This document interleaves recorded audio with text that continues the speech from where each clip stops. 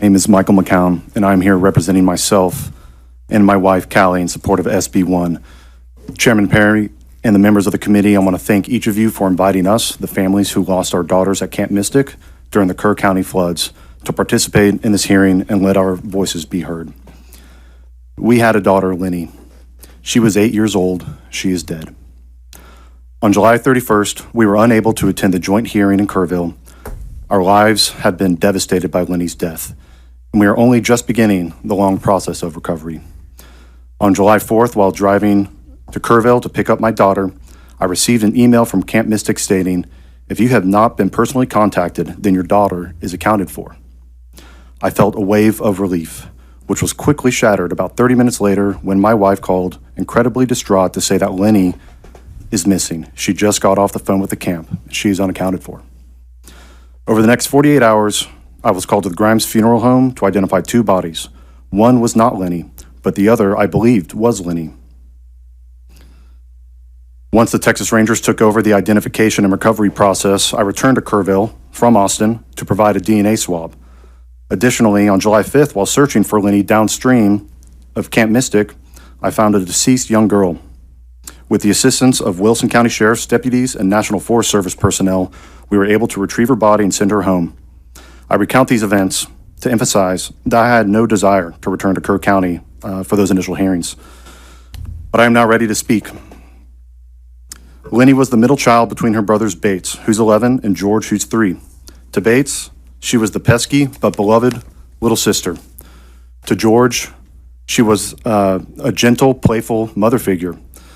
On the weekends, she would even pour him Cheerios and milk so my wife and I could get a couple more minutes of rest.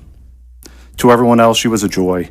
She hugged her teachers, was a friend to everybody, and spread an infectious giggle everywhere she went. On July 3rd, the first flash flood advisory went out in Kerr County, forecasting potential flash flooding through the weekend. Early that next morning, on July 4th, a flash flood warning was issued, and those warnings escalated in number and severity throughout that morning. We trusted Camp Mystic with her precious life, but that trust was broken in the most devastating way. The camp had a heightened duty of care, and they failed to perform. That failure cost 25 campers and 2 young counselors their lives. No one had to die that day.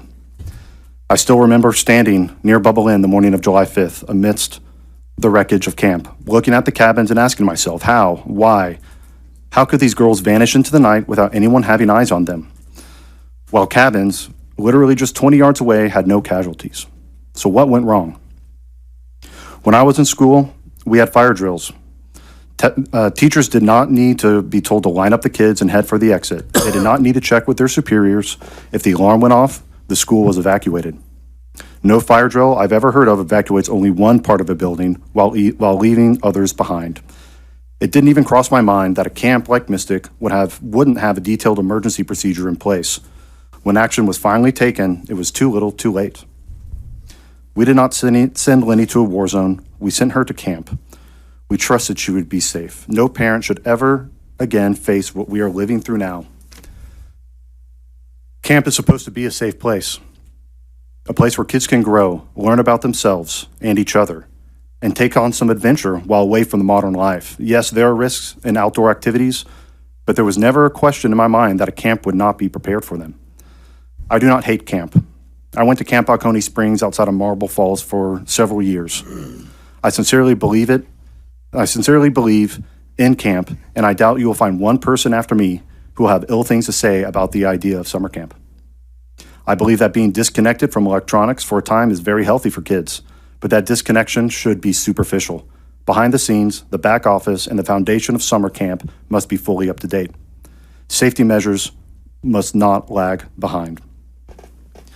The measures in this bill, keeping cabins out of floodplains, requiring real emergency plans, mandating weather radios and alert systems, should already be the baseline for every summer camp.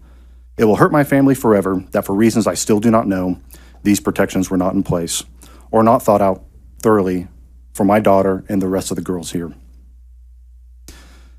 SB1 cannot bring Linnie back, but it can save other children. Please pass this bill, protect our kids, and do not let their deaths be in vain. That is all.